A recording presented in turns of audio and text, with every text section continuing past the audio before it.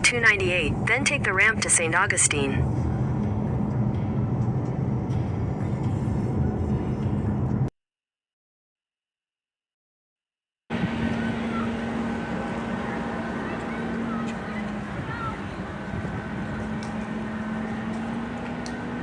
Alright, let's go purchase a ticket.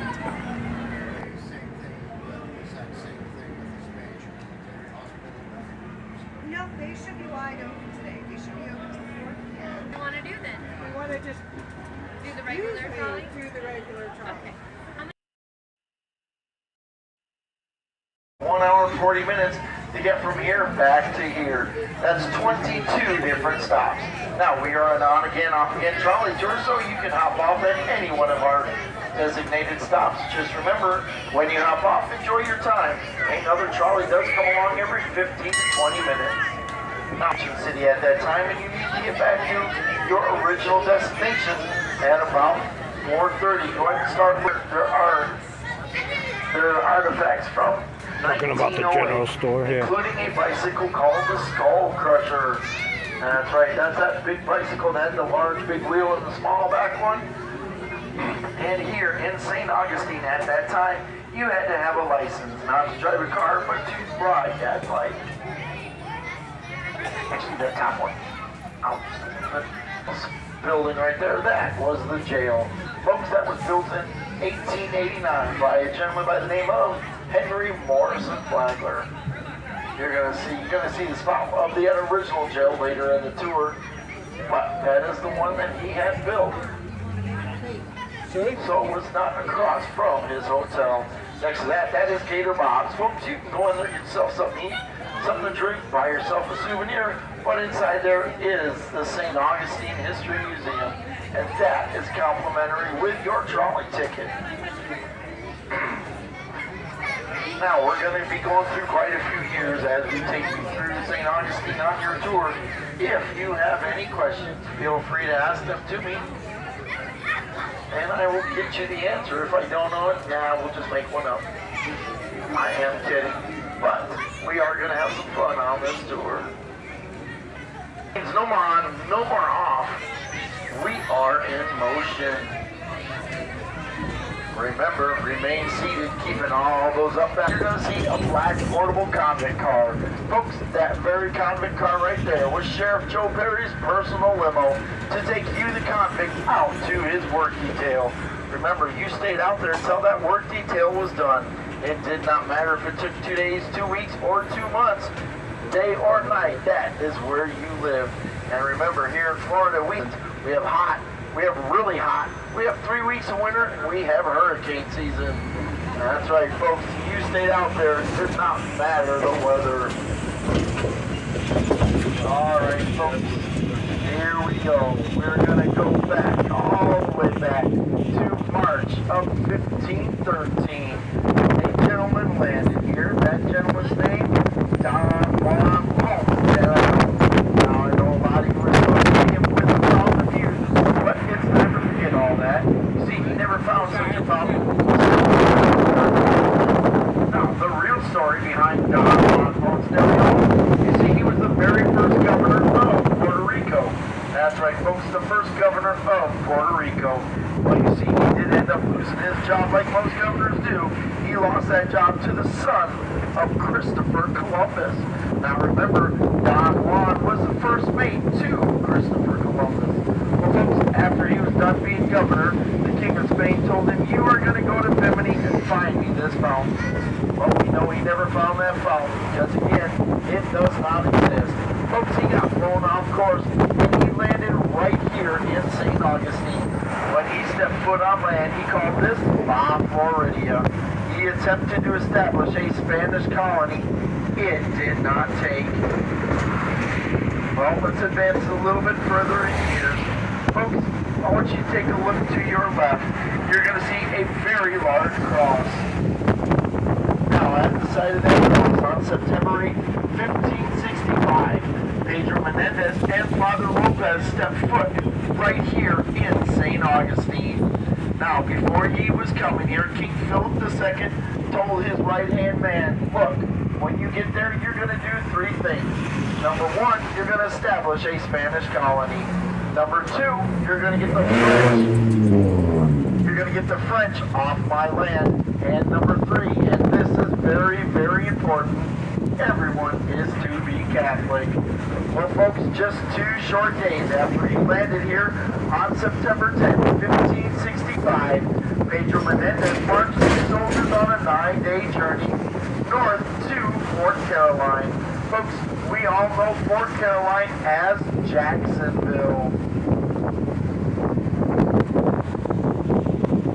So when he got up there, folks, he noticed that there was not a lot of people. Well, he did exactly what his king told him to do. He went in and he took over Fort Caroline fairly quickly. After he did, he asked the people inside of Fort Caroline, where is everyone at? Folks, they told him they went looking for you. That's right, in the middle of what they believed to be a hurricane, the French sailed 3 wooden ships down to Saint Augustine in the middle of a hurricane. Not very smart. Well, you see, they went a little bit further than Saint Augustine where they became shipwrecked. So, Pedro Menendez, you see, he took a massive U-turn. He pretty much ran his soldiers back down here, and he found those 3 shipwrecks. Aboard those 3 shipwrecks were about 200 sailors. You see, Pedro Menendez only had about 125 to 100 soldiers. He surrounded those 3 ships, convinced them he had more, and they surrendered. Pedro Menendez brought them to the shore right here. At one time, this was called the Bay of the Dancing Dolphins. Folks, he asked them if they wanted to be Catholic. They told him no, and he slaughtered all 200 sailors, dumped their bodies in that very bay, and called it the Matanzas Bay. Matanzas, Spanish for massacre. Now, folks, on your left, this is called the Cuba Wall. Now, the Cuba Wall went all the way back to the fort, and then it extended to about this stop sign we will be stopping at. Now, this is a replica. You see, the original Cuba Wall was about 8 to 10 feet tall. And another wall went from that stop sign right here all the way down to the other end of town. Now, with both of those walls, this was loosely called a presidio, or a walled city. I guess one could say we were the first gated community. Now, on your right, we're going to come up to what's called the Santo Domingo Redoubt. Now, folks, they put this fort about every 250 feet or so along both of the walls. Now, they fill these with cannons. They then filled it with soldiers and muskets, and that is what they used to defend both of those walls. Now, coming up on your left, this is the St. John's Admin Building. Folks, this building was built in 1908. At that time, this was a schoolhouse. It housed students from kindergarten through 12th grade. Now, let old Doc tell you a couple things about this very building. You see, when they built this schoolhouse, they built it on swampland. That's right, folks, this was all swampland. Not only that, they put a basement in a school built on swampland. Not too smart. Now, if you're a teacher in this very school, you made $20 a month. You heard me correctly, $20 a month, which really isn't too much more than what they make now. Now, on your right, this is the historic downtown parking garage. Yay! Which has 0 historical value at all. But you see, the land on it does. See, this was the site of the San Marco Hotel. Now, at that very hotel, before it burned to the ground, a gentleman by the name of Henry Morrison Flagler stayed here with his second wife. Now, Henry Morrison Flagler, at that time, was the second richest man in the United States. Not only that, he owned Standard Oil. Folks, we now know Standard Oil as ExxonMobil. He had a very, very important business partner. That business partner's name, John D. Rockefeller. Now, a lot of people ask me, hey, Doc, what does San Marco look like? Well, I'm glad you asked. Folks, on your left, this is a Renaissance Hotel. Now, this is a replica of the San Marco, only due to building restrictions, this one's only 3 stories. You see the San Marco was another 3 stories, and that little center lookout right there on a nice clear day like today, you could see up to 16 miles out to sea. Alright folks, we're coming into stop number 2. This is the Welcome Center. This is the Visitor Center and the parking garage. This is also the spot for you to board the trolleys for Nights of Lights. Alright folks, now before we get to Potters, I'm going to introduce to you another Florida native. Their nicknames are called the Florida Crackers. That's right folks, you heard me correctly. They are called the Florida Crackers. Now, they got their name because of their whips. You see, at the end of the crack of their whip, you could hear that crack up to 1 mile away. Very yummy meal, and I know as soon as old Doc even tells you the name of that meal, it's gonna make your mouth water. The name of that meal? They gave it a good stir, and I know you're thinking, Doc, that's a cemetery. The Huguenot Cemetery is brought to you by yellow fever. That's right, folks, in 1821, yellow fever ran rapid through Saint Augustine, killing 1/3 of the population. Now, if you were buried there, that meant you were not Catholic. Now, folks, if you went inside that cemetery right now, you are going to count 94 headstones. But I'm here to tell you there are over 900 bodies buried in that very cemetery. You see, they were dying off from yellow fever so fast that they had to bury them sometimes 15 to 20 bodies per plot. Now, folks, if you were the last one put in that plot, your name got put on the headstone. Coming up on your left, that is a Potter's Wax Museum. Folks, that is America's first wax museum. It is a historical wax museum. It's got over 140 different figures in it, including in that large window on your left. That's the King of Rock and Roll. Wishing you a very Merry Christmas. Now, folks, right now you're on what was called the Blood Orange Plantation. In the 1600s, the blood orange was a very popular crop here in Saint Augustine. Now, a gentleman by the name of T.W. Spicinger wanted in on that bumper crop. Only nobody told him it took up to 5 years to get the fruits of your labor. Well, don't you worry none about him. You see, he was also a pharmacist. That's right, folks, if you had any disease, if you had anything that ailed you, you went seeing old T.W. Spicinger. He gave you a little vial. Inside that little vial contained spring water. It had green alcohol and it had opiates. That's right, folks, it may not have cured you, but you really didn't care. On your right, that is the Talamato Cemetery. That is the exact spot where the Catholics were buried, and it is the 3rd most haunted spot in the ancient city of Saint Augustine. Alright folks, this is stop number 3. Go ahead and wait till you hear old Doc ring that trolley bell, and now you know it's easy for you to exit to the left, to the right, or to the left. Does not matter, just make sure you hop down as if you're going down a ladder, hang onto them handrails and watch them running boards, they get slippery. Stop sign. When your car passes that stop sign, I want you to take a look to your right. You're going to see a gentleman sitting on that park bench. That gentleman, that is Henry Morrison Flagler. Now folks, we are going to dive deep into Henry Flagler's history here in St. Augustine after stop number 7. Now, we are coming up to stop number 4. Remember, stop number 4 contains the 2nd most famous street in St. Augustine. The name of that street is St. George Street. Now, folks, St. George Street has a lot of shops and a lot of restaurants for you to leave your hard-earned money right here in St. Augustine, and we really appreciate it. Stop number 4 also contains the yummy, yummy City Gate Distillery. Folks, that is a flavored whiskey and moonshine distillery. Remember, that is a free tour. When you go in there, you tell them old Doc from the trolley sent you in, and they're going to hook you up with free samples. Now, on your left, this is the original city gates. Folks, these city gates were built in 1808. Now, on the other side of this would have been swampland. So it had a drawbridge. That drawbridge came up at night. If you were not on this side of that drawbridge, you stayed out there and you fended for yourselves. Folks, here in St. Augustine, we call that snuggling with the gators. And it did not matter if you were man, woman, or child. If you were on that side when that bridge went up, you stayed out there. Folks, this is stop number 4. If this is your stop, exit only to the right. Only to the right. Make sure you hop down as if you're going down a ladder. Colonial quarters. Alright folks, we will be taking off just as soon as we clear through the ancient city traffic jam. This traffic jam is brought to you by 1888. Folks, that's when they had the first traffic jam, or at least that's how long we feel we may be sitting here for. The Castillo de San Marcos. Now remember, that's not our first fort.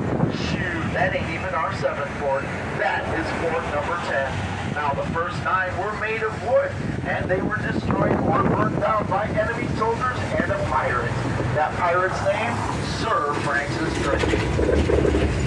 Now we are coming into stop number 5. If you're thinking, hey Doc, what was it like to live here in the 1500s? This is the stop for you. Folks, you're going to see exactly what life was like, and you're going to get to work with a real working blacksmith. Not only that, you're going to get to watch a real cannon fired.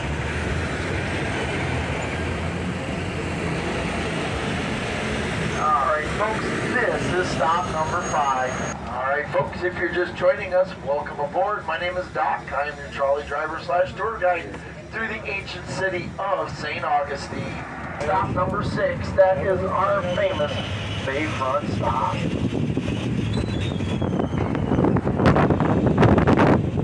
Looks like there is a storm brewing in, or fog. Oh, it's only sea fog. Yep, that's only sea fog. Now folks, I want you to take a look at bay. Now, you can look out there, way out there. You can kind of still see waves crashing as soon as the red trolley leaves. You can see those waves crashing. Now folks, that symbolizes the end of the Matanzas Bay and the beginning of the Atlantic Ocean. Now folks, at one time, this bay from the 1500s till the mid-1900s was considered the world's most dangerous bay. You see, it was only 3 to 5 feet deep, and a little later in the tour, I'm going to show you why it was considered the world's most dangerous bay. Alright folks, we're going to be coming into stop 6. This is our beautiful Bayfront stop. If this is your stop, exit only to my right. Only to my right. If you feel, hey Doc, maybe I want to exit to the left. Well, you know there are cars coming. You could get squished in, and then you'd be the newest legend in ghosts and gravestones. That is the exact center of St. George Street. Alright folks, now as your car comes down this street, yes, this is a street, it is not an alley. You're going to notice that it is very narrow. Folks, the Spanish did this for 2 reasons. Remember, back then they didn't have the luxury we have called air conditioning. So they made these streets very narrow. When the breeze would blow off of the ocean, it flowed down through the streets, cooling down the town. They also made it this narrow. If any enemy soldiers actually made it this far, they were easy to disperse of. Alright folks, now I want you to take a look at all the different buildings here. These are all Spanish and English style architecture. Folks, Spanish only built 1 level. Most things did not become 2 until after the English took over Saint Augustine. Now folks, if you are getting off on stop number 7 and you're wondering, hey Doc, where is someplace good to eat? Let me tell you, folks, you want DJ's Clam Shack. DJ's Clam Shack has the best coconut shrimp in St. Augustine. Not only that, they have a thing called a New England clam chowder fry. Oh, so good. So good. Folks, coming up on your left, this is called the Manly Toys and Hobbies. Now remember, they did not, this is a Spanish style building, and they did not have glass. So they put those big bars on the outside of their windows to keep all the large predators out. They would then put cheesecloth on the inside of those windows to keep smaller predators, such as a Florida state bird, the mosquito, out of their homes. Alright folks, this will be stop number 8. That is the Flagler Memorial Presbyterian Church. Alright folks, right now you're in what's called the Minorcan Quarters. You see, the Minorcans came from a small island off the coast of Spain.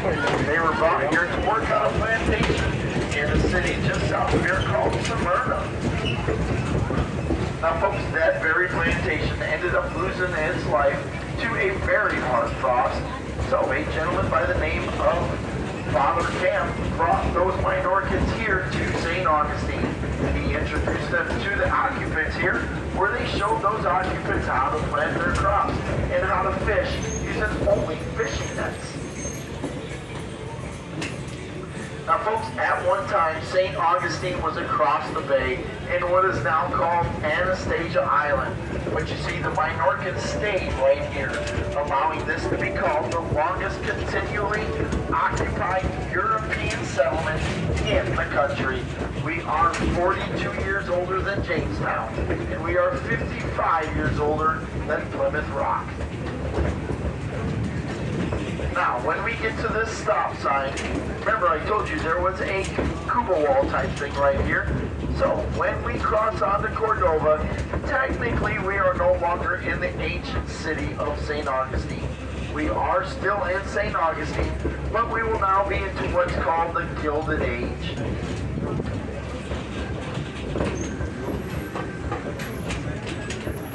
Now folks, here in St. Augustine in the Gilded Age, a gentleman came to St. Augustine in 1883. That gentleman's name, Henry Morrison Flagler. Folks, when Henry Flagler came to St. Augustine, he fell in love with it and wanted to make this a vacation destination. Folks, he ended up building a couple of very nice hotels, which you will see later on in the tour, and then he wanted to build on another spot, but it had this little white church. He kept trying to buy it, and they kept telling him no. Finally, they went up to him and said, Henry Flagler, if you want this little white church, you have to build us a church, and you have to pay for it. Folks, Henry Flagler built Grace United Methodist Church. The amount of that church, $84,000. Then he had to pay another $4,000 for that little white. You know, you might be thinking, hey, Doc, that doesn't sound like a good business deal to me. Well, once I show you where that little white church is, you will change your mind. Now, folks, Henry Flagler built most of the churches here in St. Augustine. Well, but one. You see, the Baptists came to Henry Flagler and told him, Mr. Flagler, you are going to build us a church. Henry Flagler said, let me think about that. No. But what I will do, if you raise $10,000 and then you build this church in a certain amount of time with one stipulation of no bell, I will give you the land it's on. Folks, they built the ancient City Baptist Church. Now, if you look underneath there, you will see a bell tower, but there is no bell, making this St. Augustine's only Nobel Prize. Now, the reason he said no bell is because on your right, you're going to see the Flagler Memorial Presbyterian Church. Folks, Henry Flagler had a daughter named Jenny. Flagler and Jenny were very close to each other, and unfortunately, Jenny ended up passing away shortly after childbirth, and her little daughter passed away too. Well, you see, Henry Flagler wanted Jenny close to where he was going to be.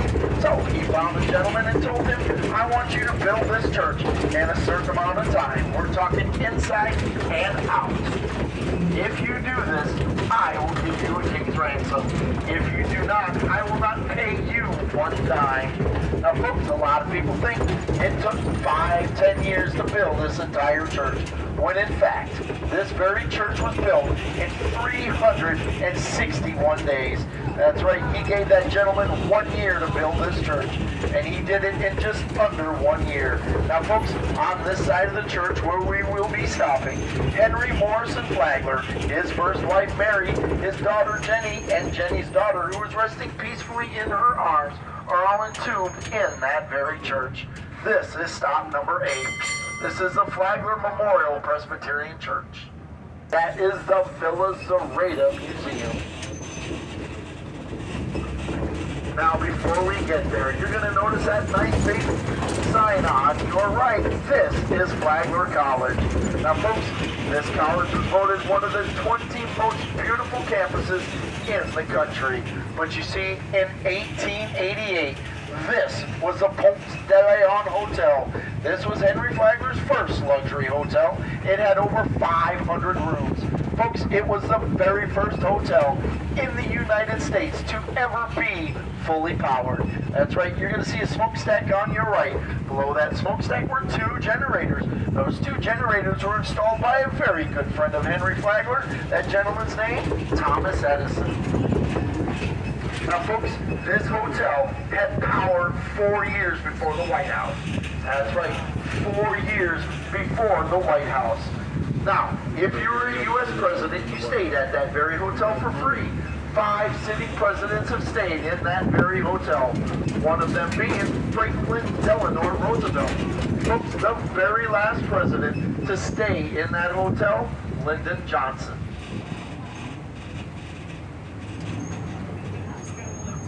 Now, with this being Henry Flagler's prized possession, he wanted nothing but the best. So, Henry Morrison Flagler contacted a jeweler. That jeweler's name, Louis Tiffany. That's right, folks, the Louis Tiffany. On your right, you're going to see a round rotunda room. Folks, that is now the cafeteria for the Flagler College students. But in 1888, that was the grand dining hall for the Ponce de Leon Hotel. Folks, that dining hall right there has the world's largest, let me repeat that, the world's largest collection of Tiffany stained glass windows in its original form. Now you're going to see that there's glass all over that Tiffany stained glass. That is because that collection right now is insured for more than $150 million. Now, you'll remember old Doc telling you that between stops 5 and 6 that we had the world's most dangerous bay. Folks, that bay at one time was only 3 to 5 feet deep. When the ships would come in, they would clear the bottom of that bay by anywhere from 6 inches to 1 foot. So, the Spanish put cylinders just like the ones you see on your right out under that water. That is because they put that very chain underneath that water. When the enemy ships would come in, it would shear the bottom of them ships clean off.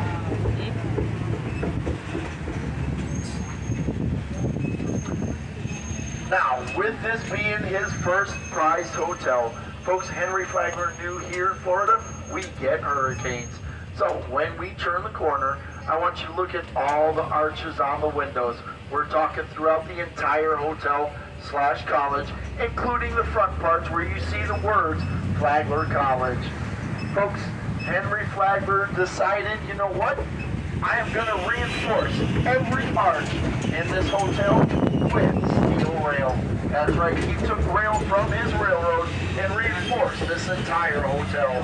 So this hotel/college has survived every hurricane from the time it was started getting built in 1885 until this year.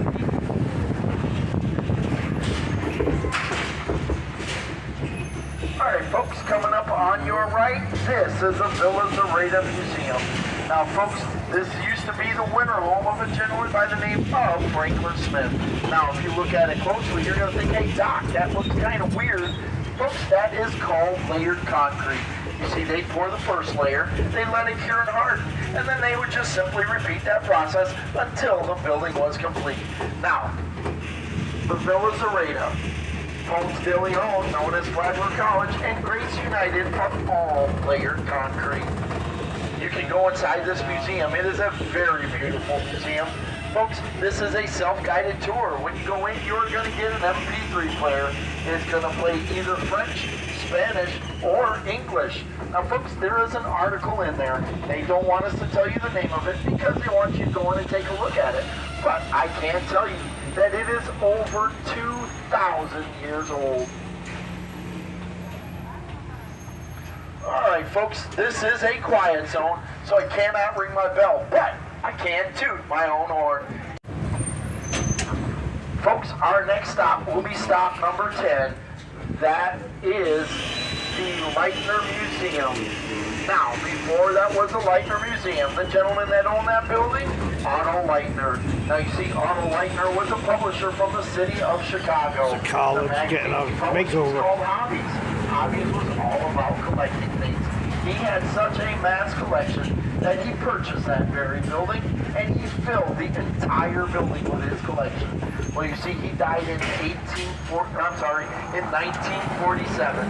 When he did, he willed it to the city of Saint Augustine. They cleared out a lot of his stuff, leaving a few things in there, and turned it into the Leitner Museum. Folks, Otto Leitner is entombed in the court of that very museum. Now, take a look on your right. You're going to see a green fountain.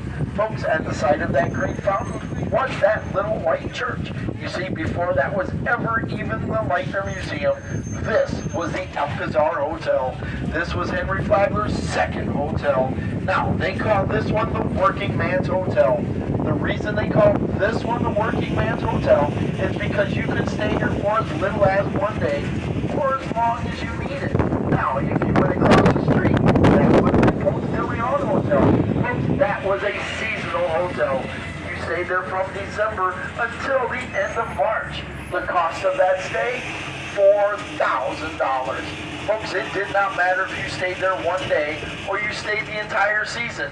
To stay in that hotel, you paid $4,000.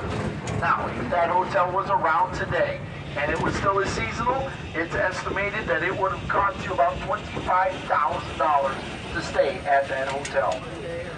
Coming up on your left, that is a statue of Pedro Menendez.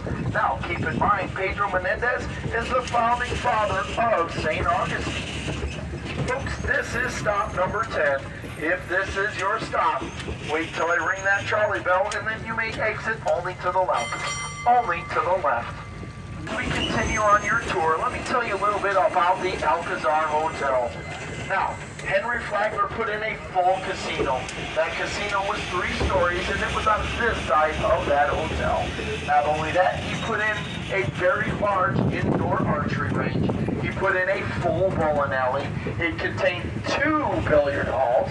It had Russian and Turkish bathhouses. Now, folks, the main prize of this hotel is it contained the world's largest indoor swimming pool. That swimming pool started right here. The depth went halfway up, and it went to the end of the building. It was so large that they did nightly synchronized swim shows and other events around this pool. Now, this pool is empty. It contains the Alcazar Pool Cafe. Folks, you can actually go in there and eat a meal in the very deep end of that pool. On your left and on your right, these were known as his tennis courts.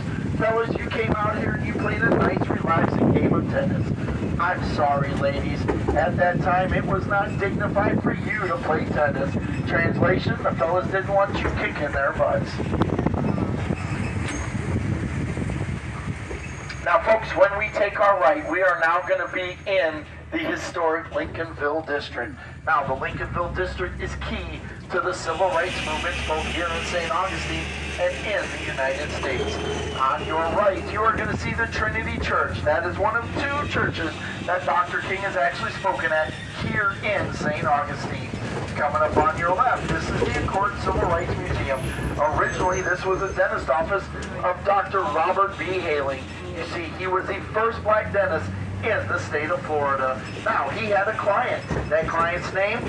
Cora Tyson. This is Cora Tyson's home. Folks, Cora Tyson just celebrated 101 years old.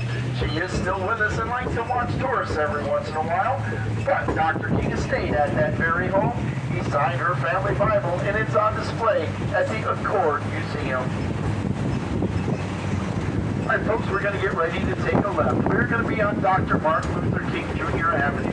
Now, on this street, part of the street, I cannot talk, but I'm going to play an excerpt from Dr. King, and when I'm back out of the quiet zone, I'll be back with the rest of that story. That's not it.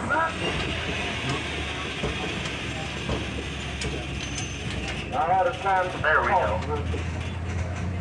many people, some of whom are considered some of the very outstanding leaders and people of our nation.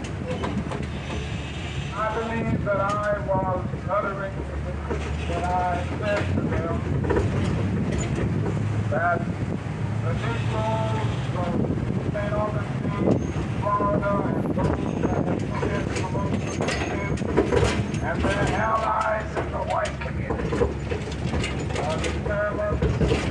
the streets of this city until the walls of segregation come crumbling down. Alright, folks, that very speech was given by Dr. King in this church on your left. This is the St. Paul Methodist Episcopal Church. Now, you are on Dr. Martin Luther King Jr. Avenue. Folks, there are 1,500 of these streets bearing this name in the United States.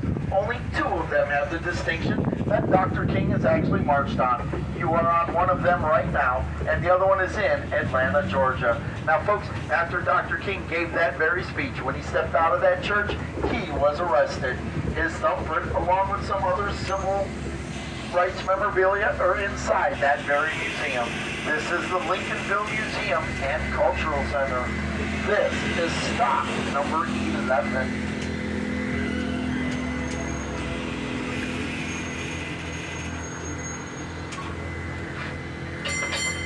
Alright, folks, now on your right, this is the I Have a Dream house. This house was owned by Robert and Willie Maybell and their daughter Veronica. You see, they were active civil rights leaders here in St. Augustine.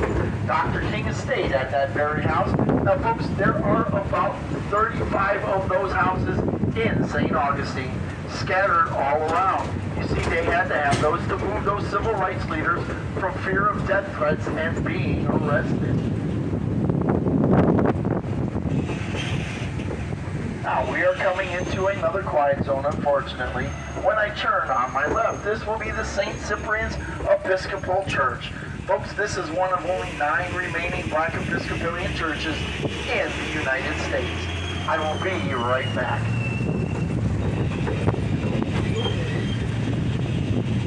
That's quick.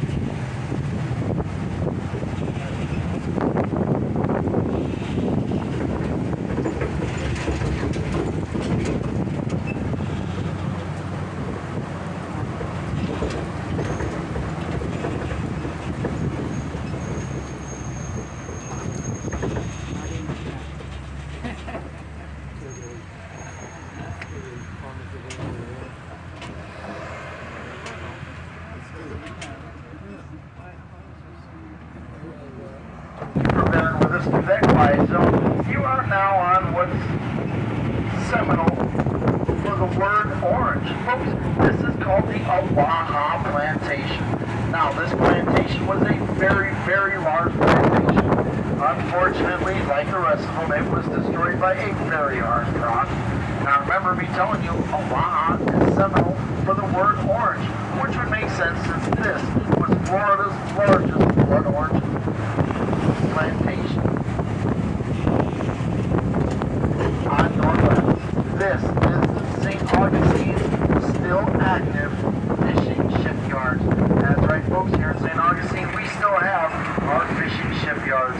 Now, during the civil rights times, this was owned by Greeks and Italians.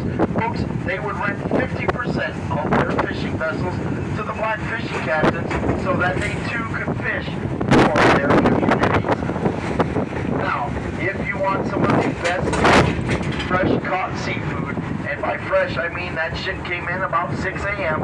and they started cleaning process at that time, you want to go to the St. Augustine Fish Camp.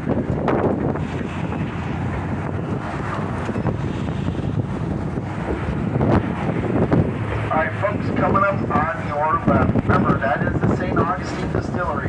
But a long time ago, this was called the ice plant. Now, at this very ice plant, they made flat sheets of ice. Folks, they'd make them between 5 and 7 inches thick, and then they would cut them up, and they would put them in delivery trucks like what you'll see when we pull into the driveway on your right. And then they would deliver them throughout the town. Now, up top, this is the Ice Plant Restaurant. It is a 5-star restaurant. It has got very good food. But down below, down below, folks, this is the St. Augustine Distillery. Now, keep in mind, the St. Augustine Distillery is the 2024 Distillery of the Year. This was given to them by the National Distillery Institute, where they beat out 2,400 other distilleries throughout the United States. Now, this is a free tour. You're going to get to try some rum, some vodka and bourbon.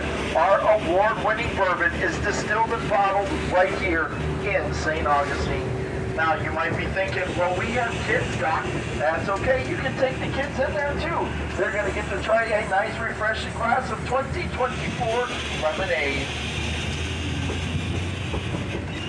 This is stop number 12. Folks, if this is your stop, all boxes from St. Augustine Distillery have to sit right here with the driver.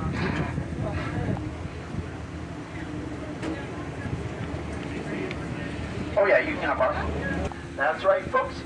You won a special award. That award, you get a free trip to stop number 13, the San Sebastian Winery. That right there means no more on, no more off. We are in motion. Go ahead and remain seated. That is the San Sebastian Winery.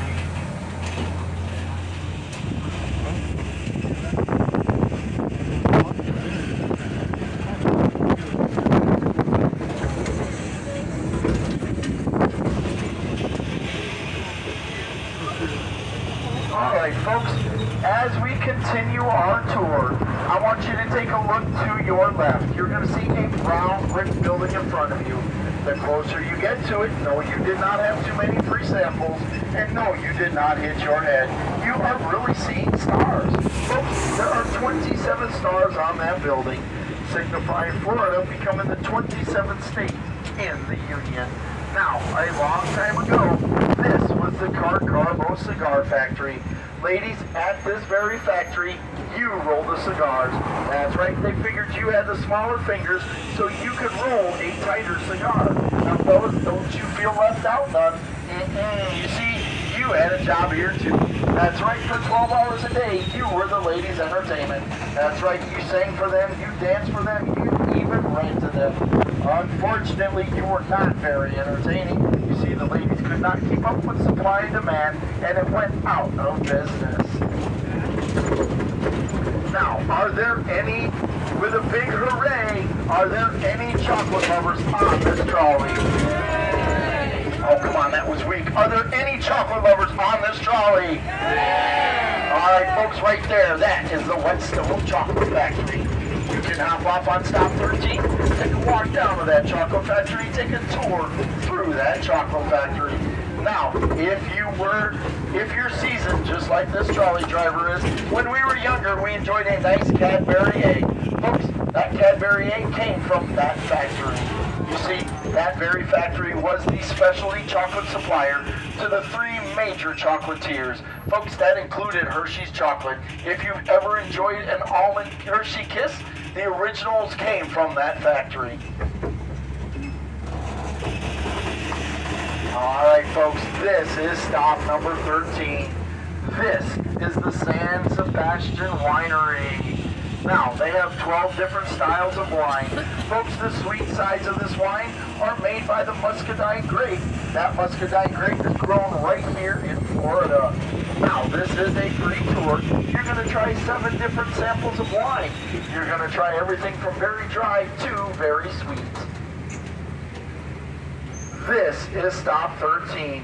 If this is your stop, go ahead and exit only to the right. For this was San Sebastian Winery. This was Henry Flagler's warehouse for his railroad. So let's do a little quick review. We know Henry Flagler owned an oil company. We know he owned a railroad. And we know he owned some hotels. Folks, here in St. Augustine, he had one more business. If you look across the way, you will see the St. Augustine Police Department. Folks, that building holds zero value, but the land on it does. You see, this was the site of Henry Flagler's personal hospital. That's right. Now, if you're an employee of Henry Flagler, you got free health care. Folks, if you're a dependent of that employee, you paid 50 cents a month. That's right, 50 cents a month. I'm pretty positive I pay like 50 cents a minute. Now, at the very end here is where Henry Flagler's railroad ended. But you see, before he died, he wanted to make it go all the way to Key West, Florida. Folks, he did just that. And as he was going through, we're going to give you a little quick trivia quiz. what city in Florida is Henry Morrison Flagler the founding father of? That city, Miami, Florida. That's right, he is a founding father of Miami, Florida. Now folks, as I told you, he made it all the way to Key West, Florida. Unfortunately, you can't see it anymore because it was destroyed by hurricanes. But he did accomplish that before he died. You see, a year and a half after he accomplished that, Henry Morrison Flagler passed away from injuries from falling down the stairs. His third wife pushed him. They are not quite sure what happened. His third wife pushed him. But they do have their stipulation of what happened. His third wife pushed him. And I've actually done research on that, and I have found out that they did suspect her for pushing him down the stairs. Now, when Henry Morrison Flagler was alive, folks, he was worth $100 million. If he was alive today, his value would be well north of $12.5 billion. I'd have pushed him down the stairs too. Alright folks, now, you are on now what's called the Markland Plantation. This very plantation was owned by a very prestigious doctor. That doctor's name was Dr. Andrew Anderson. Now you see, he was a very, very important doctor here in Saint Augustine. And a little later in the tour, I will show you why. But he had a son. That son's name was Andrew Anderson. Well, you see, his son was very good friends with Henry Flagler. Such good friends that he got to sit in on all of Henry Flagler's secret private meetings. Now, people ask me, hey Doc, why secret and private? Well, now remember, he was the second richest man in the United States. He didn't want anyone to know when or where he was going to do his next project for fear that they raise the price of their land or the price of that building. Now, on your left, inside this small little white picket fence, that was the Markland Mansion. Folks, that is where Dr. Andrew Anderson lived. It is now office spaces for Flagler College.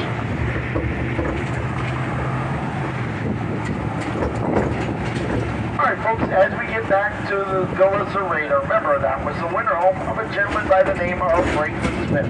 You see, Franklin Smith was very good friends with Henry Flagler, or so he thought. You see, he was very proud of his friend's success with his two hotels, so much so that he too wanted to build a hotel. He went to Henry Flagler and said, Henry, I am going to build a hotel. Henry Flagler told his friend, you better not. Well, folks, he did not listen, and Franklin Smith built the Casa Monaco Hotel. Now, when he built this hotel, it cost him $1.4 million. Folks, when he ordered the furniture for this hotel, it had to come by railroad. Guess what never showed up? That's right, none of that furniture showed up. And remember, Henry Flagler owned that railroad. Well, he could not keep in business.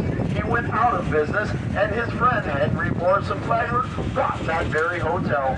And he changed the name to the Cordova, and just a few short days after he bought that building, all that furniture showed up. Now, folks, remember, Franklin Smith paid $1.4 million for that hotel. When Henry Morrison Flagler bought the Casa Monaco Hotel, he paid $325,000 for the entire hotel. He literally bought it for less than a half a penny on the dollar. No wonder his third wife pushed him. Alright folks, this is our beautiful downtown plaza. Now when you take a look, you're going to see all sorts of Christmas stuff. Folks, we are dead smack center in our beautiful Night of Light. Remember, we have the 10th largest display in the world. This year on display, 3.5 million lights are on display. We're going to be heading into stop 14. Go ahead and remain seated until we come to a full stop. Folks, you can look out in our bay. You notice that the sea fog has rolled in. Now, on your left, that is a statue of Don Juan Ponce de Leon. Now, we used to say that was a life-size statue, but it is wrong. You see, that statue is only 4'8". That's exactly what our history books told us Don Juan was. But in a recent medical discovery, they've actually measured the bones of Ponce de Leon, and they discovered he was actually 5'8". But You see, the Spanish used to measure you from the soles of your feet to the tip of that feather in your hat. By Spanish measurement, Don Juan Ponce de Leon was actually 5'11".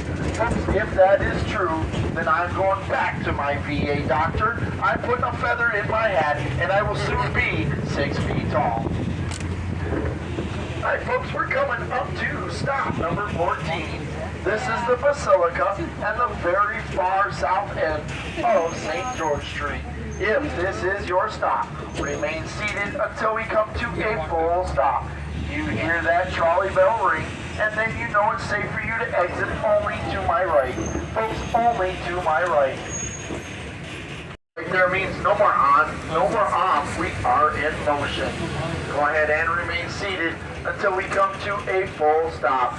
Folks, our next stop will be stop number 15. That is the oldest house.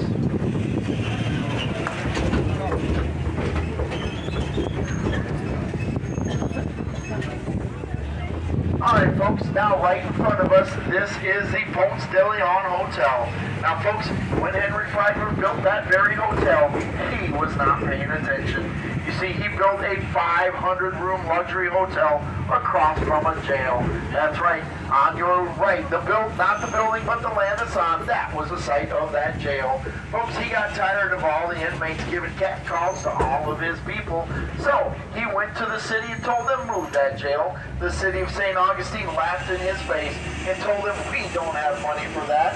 Well, folks, Mr. Flagler gave the city of St. Augustine $10,000, and they moved that very jail to stop number 1, the site of the oldest jail.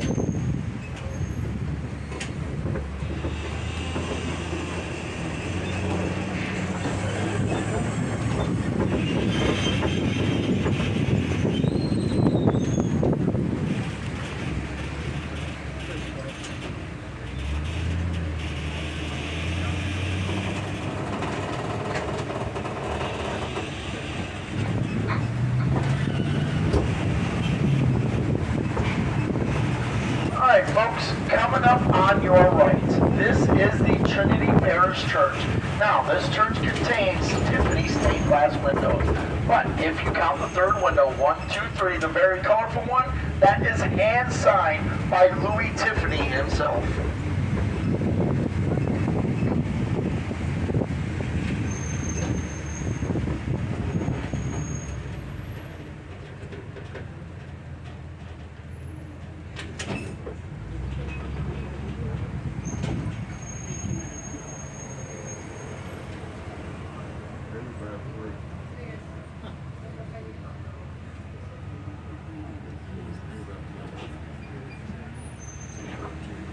Alright folks, coming up on your right, you're going to see an archway. It's called Avila Street. Folks, this is the oldest street in the United States.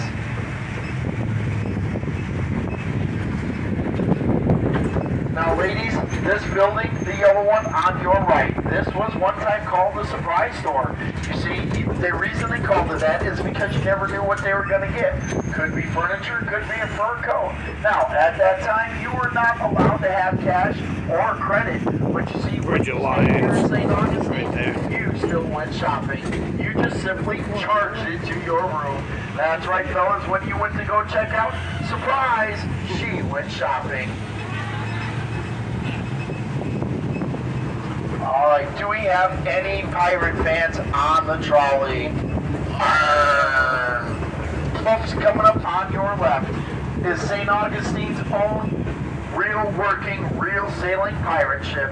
That is the Black Raven pirate ship. Now, you can hop off on stop 16, or get yourself a ticket, take a ride on that very pirate ship. Now, Thursday night through Sunday night, that is not known as the Black Raven anymore. It is now called the Rum Runner. That's because it is an all-adult, all-alcohol cruise. Now, with this sea fog rolling in, you're not going to be able to see it. But on the other side, there is a lighthouse. Folks, that is not our first lighthouse. That is in fact our second one. Our first one was made out of coquina, and they built it a little too close to the shore. The water eroded away the sand, and it fell over. Now, if you could see that over there, that is the 7th largest lighthouse on the Florida coast. You can go visit that lighthouse. You can even go to the very top of that lighthouse. Just remember, it's 219 steps up, 219 steps back down. Now, let me introduce you to a Frenchman by the name of Governor Moore. Folks, Governor Moore attacked this fair city for 53 straight days. Well, eventually he ran out of cannon fire, and he ran out of food, and quite frankly, folks, he ran out of patience. Well, you see, he came on the land somewhere by where they believe to be the Bridge of Lions. He threw a hissy fit like a 4-year-old Walmart, and he burnt this town to the ground. Now, a gentleman by the name of Mr. Gonzalez, after that fire, rebuilt this very house, making this Saint Augustine's oldest house. And this is stop number 15. Now, folks, if you look at this house, remember the Spanish only built one level, so the white part is the original house. That second part, the gray part, was not added until after the English took over Saint Augustine. All right, folks, that right there means no more on, no more off. We are in motion. Go ahead and remain seated, keeping all your body parts and personal belongings inside the trolley at all times. Now, folks, we're going to take a right down this alley. That thing on your left, that is a real coquina wall. Folks, please do not feel like you need to reach out and touch it. It will cut you. And yes, we do have to say that because someone has actually done it.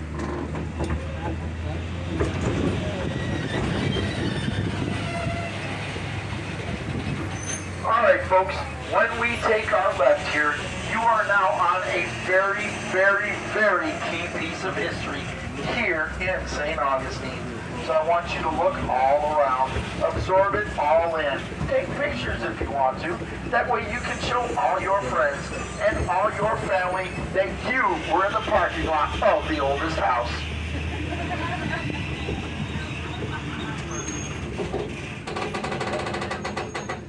Now, across the way, this is the Chechi house. Folks, this house was built in 1908. At that time, the cost of this house, $3,000. Sounds pretty good, doesn't it? There's one little itty-bitty catch. When you bought that house, it came to you in pieces.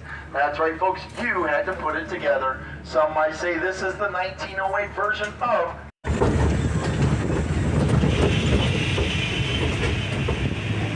coming up on your right. This is the St. Francis Barracks. Now, the original St. Francis Barracks was made of wood, but it eventually got destroyed. So the British rebuilt this very building, calling this the St. Francis Barracks. Now, this was their barracks when they occupied St. Augustine. It is now the headquarters for the Florida National Guard. Now, on the very far side of this building, and talking about this usually makes this vet choke up too, on the very far side is St. Augustine's own National Cemetery. You can go in there and you're going to see a very large monument that is to the Seminole warriors that fought for this country. You're welcome. Now, folks, coming up on your right, you're going to see two seawalls. That first seawall that's closest to you, that is St. Augustine's original seawall. Folks, that seawall is brought to you in part by the occupants and Sheriff Joe Perry of our hotel. That's right, he brought those convicts down from his jail to help build that very wall. Now, about 10 years ago, there was a hurricane by the name of Matthew come ripping through this side of Florida, and it flooded this side of St. Augustine. So, when that flood went away, they ended up building that second seawall.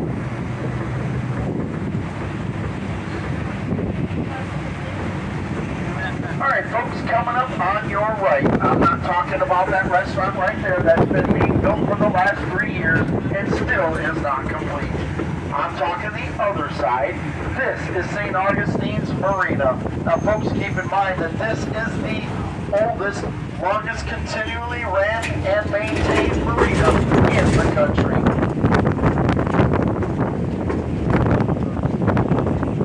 Alright, folks, we're coming into stop number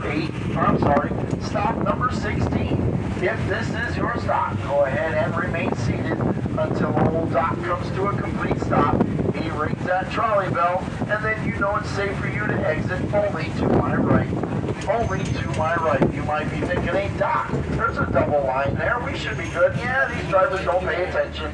And if you step out, one could possibly squish to you, and you'll be your newest legend in ghosts and gravestones. This is stop 16, only to my right. Bridge of Lions. That bridge was built in 1927. Now, on this side of that bridge, you are going to see two lions. The lion looking at you, that is firm. The lion looking away from you, that is faithful. Folks, both of those lions were donated to us by Dr. Andrew Anderson. That's right, that same Dr. Andrew Anderson. Now, these two lions come from the exact same quarry as the original statue of David. They are priceless.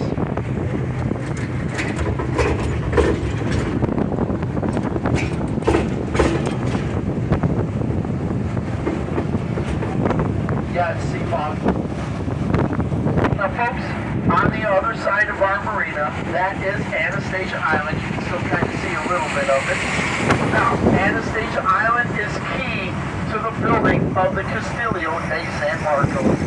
See, while it was being built, the Spanish took their boats. They crossed over to Anastasia Island because that contains the coquina quarry. They would put that sand in their boats. They would bring it back over here. They would mix it with water, and then they would form the bricks, and then they made the first layer. It took 1 year for that layer to dry. They would repeat this process. Folks, it took 23 years to build the Castillo de San Marcos.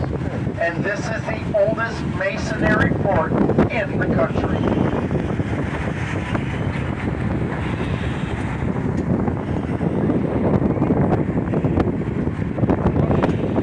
Alright, folks, we are coming into stop number 17. If this is your stop, please remain seated until you hear me ring that trolley bell, and then you know it's safe for you to exit only to my right. Only to my right.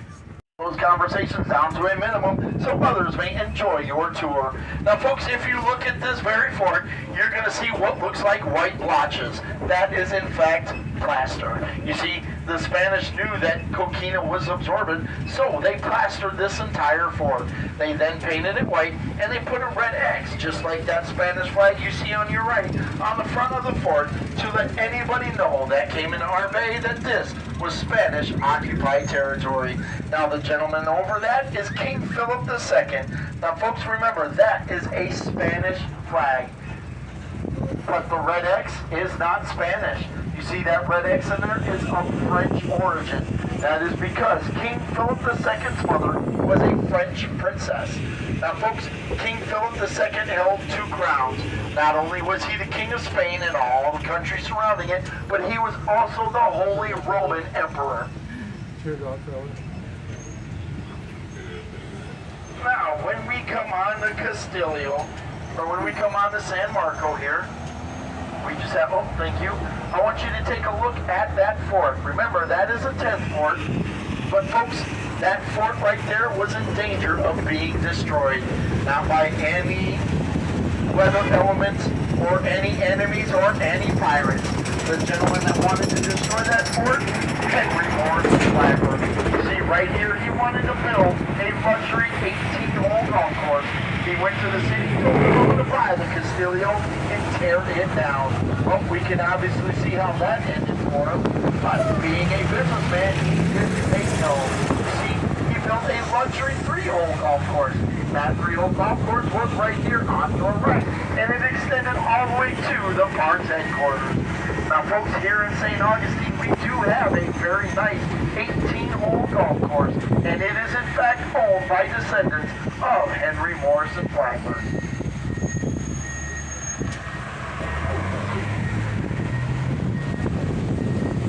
Alright folks, we're going to be coming into Ripley's Believe It or Not. Now this is stop 18. If this is your stop, remain seated until we come to a full stop. You hear that trolley bell ring and you know it's safe for you to exit only to my right. Now folks, a gentleman by the name of James Wardner came to Saint Augustine and fell in love with Saint Augustine. So he moved his family here. Folks, he built a luxury 25-bedroom castle, and he put in one bathroom. 25 bedrooms, one bathroom. His beautiful wife gave him one son and 12 daughters. 13 girls, one bathroom. No. So, a very famous author by the name of Maggie Rollins came along and bought this castle. Ladies, she was a smart one. That's right, you heard me say that correctly. She was a smart one. You see, she put in one bathroom in every bedroom. That's right, she built a luxury 25-bedroom hotel. Now, she had a gentleman that stayed at that very hotel. He fell in love with St. Augustine, and he wanted to buy that very hotel. Well, every time he asked to buy that hotel, she told him no. No. Well, folks, their very last conversation before that gentleman passed away went something like this. Miss Rollins, for the last time, sell me this hotel. She looked that gentleman dead in his face and said, Mr. Ripley, for the very last time, I will never, ever sell you this hotel. Well, like I said, folks, Mr. Ripley passed away about a year after that conversation. And Miss Rollins passed away a little bit after that. But you see, the Rollins family got a hold of the Ripley family and sold them this very hotel. So the Ripley family brought you the very first ever Ripley's Believe It or Not Museum. There are several in this country, but this is number one. Now folks, on your left, you're going to see that very beautiful statue of that Bronco.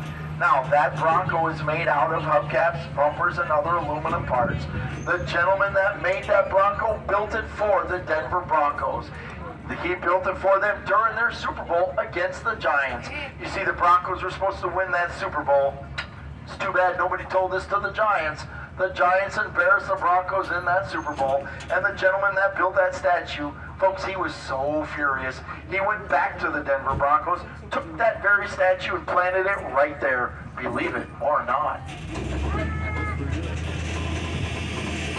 Now, how many remember the show, Ripley's Believe It or Not? Folks, that very show was filmed right here, inside and outside of that very museum.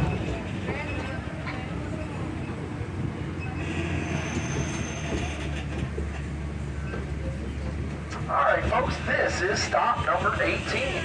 If this is your stop, go ahead and remain seated until you hear that trolley bell, and then you know it's safe for you to exit only to the right. Only to the right. Inside my trolley, and make sure you keep all those conversations down to a minimum. Now, when we turn the corner, folks, I want you to look at my buddy back there. That is one of two replicas of the statue of David. Now, everybody knows that David is in the book. That's right, he's in his birthday suit for all to see. Now, folks, if you look to your left, you're going to see a round pad with a bunch of bolts on it. That statue was right there. Well, you see, while it was out there, that's right. Well, it didn't last very long, and the city told them, you need to move that statue. Now, folks, they put it back there. They put a bunch of brush around it.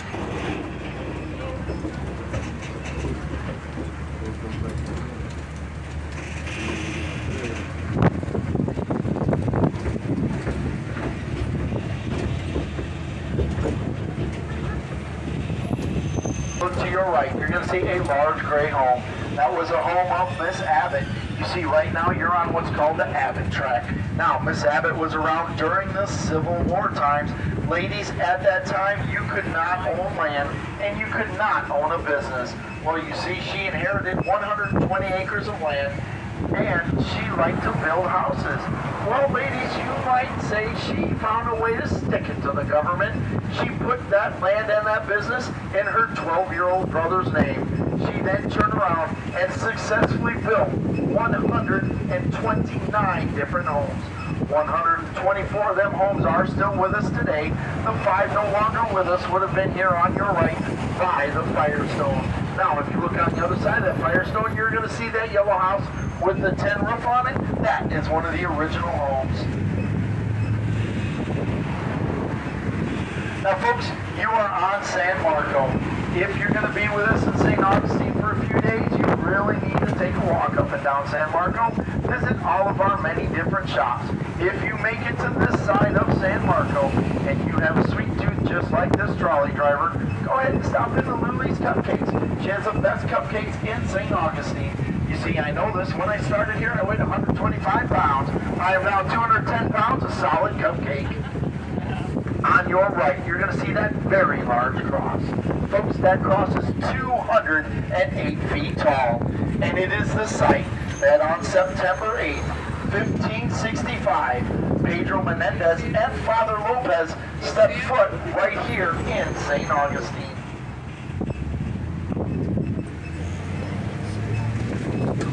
This is also the site of the very first documented Catholic Mass given here in St. Augustine. Now, I'm not talking the first one ever given. I'm talking just the first one given here in St. Augustine by Father Lopez.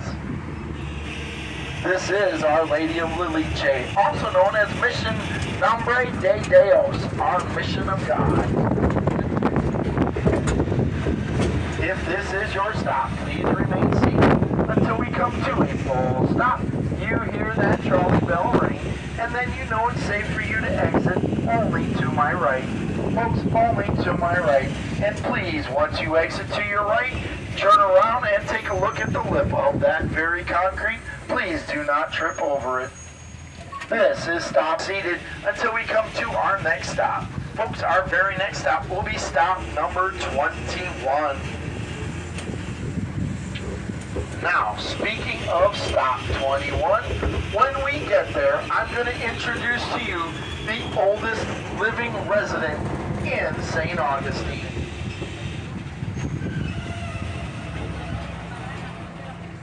His documented age, 600 plus years old.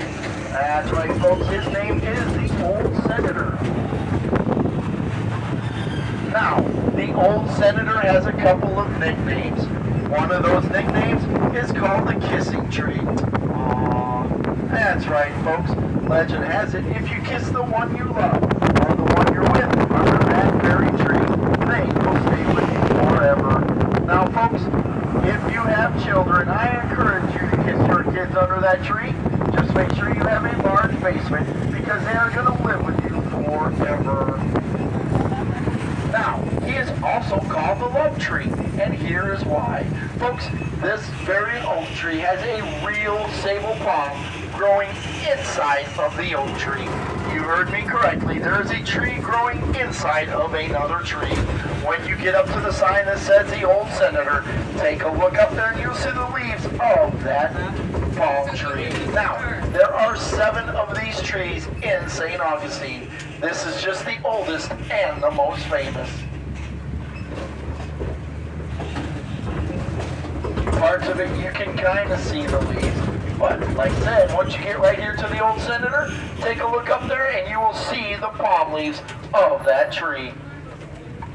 This is stop 21. This is the Old Senator. Oh, yeah. Folks, that right there means no more on, no more off, is the Fountain of Youth. Stop number 22. Alright, folks, go ahead and get your cameras ready. When we pull out from underneath of this very arch, you will now be on Magnolia Avenue. Keep in mind that Magnolia Avenue has been voted one of the 10 most beautiful streets in the United States. This was done by I would agree with that. For sure. Now, right in front of you is called a tabia wall. Now, folks, this wall has been around since the 1500s. How they built this wall is they took coquina sand and water and they built the wall. They then went and got all those shells that you see. They burnt those shells and stuck them in that wall.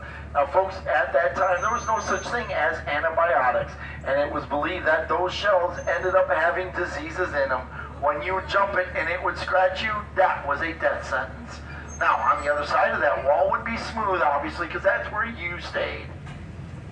Alright folks, it's my pleasure to give to you Magnolia Avenue.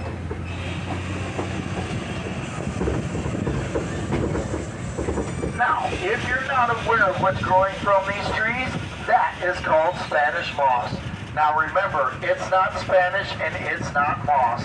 It actually derives from the pineapple. It is an air plant. But inside that Spanish moss are two roommates. Those roommates, mites and chiggers.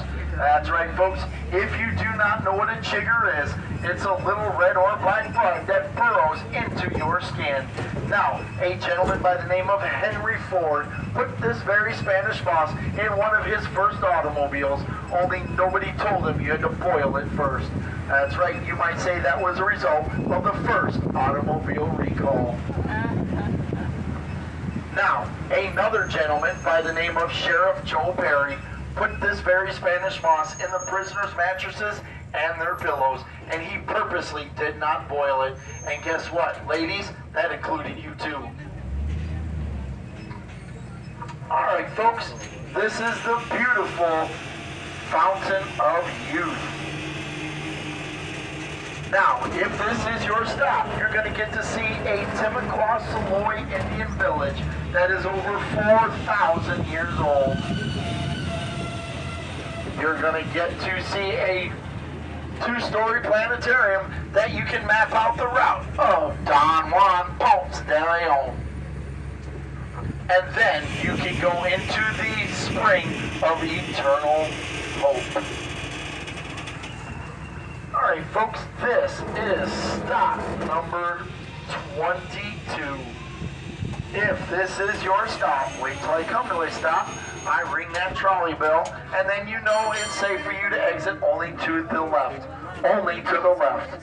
Your other right, only to the left.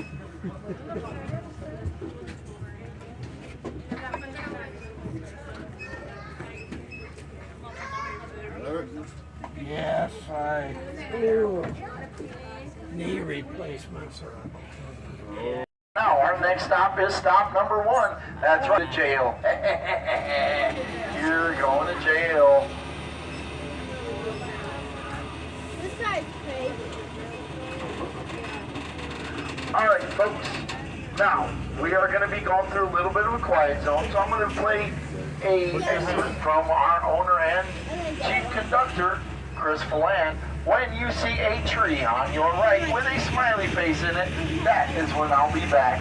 So go ahead, sit back, relax, and enjoy your view. I will be right back, provided I have the right one. Hello, this is Chris Phelan. I'm the Chief Executive Officer and Chief Conductor of Historic Tours of America. I hope that you're enjoying your day experiencing Saint Augustine's rich history and old world charm. Soon we'll be arriving at stop number 1, the old town of Saint Augustine. Several Shut down the ground. Step back in time at the old historic museum. Take a ride on the Cyclist Railroad to Key West. Saint Augustine's citizens get locked up at the old jail and shop for gifts and souvenirs at Peter Bob's Trading Post. One of the best ways for our company to find out how here's the view. Take just a minute to fill out a comment card. You'll be able to let me know what you thought about your tour today. Just drop it in the mailbox and I'll pay the person. Very simple, but very important to us. It's only when we hear from you, not our guests. Old Town Trolley Park, Historic Tours of America. Alright folks, there is that tree. Now folks, my name is Doc. I have been your trolley driver / tour guide through the ancient city of Saint Augustine. Now, I hope you had a good time. You learned a little bit of history here in Saint Augustine. Remember, if you did enjoy your trip, 2 things. 1, You got a comment card. Go ahead and fill that comment card. Let us know how he did. 2, tips are very much appreciated. And number 3, folks, we want you to have a very, very Merry Christmas and a Happy Holiday. Now, stay seated until old Doc rings that bell. Then you know it's safe for you to exit only to the left. Only to the left. All right, everybody. I'm going to be taking off from here from the trolley ride. And we'll head downtown in the historic district again. This time here I'll have my car.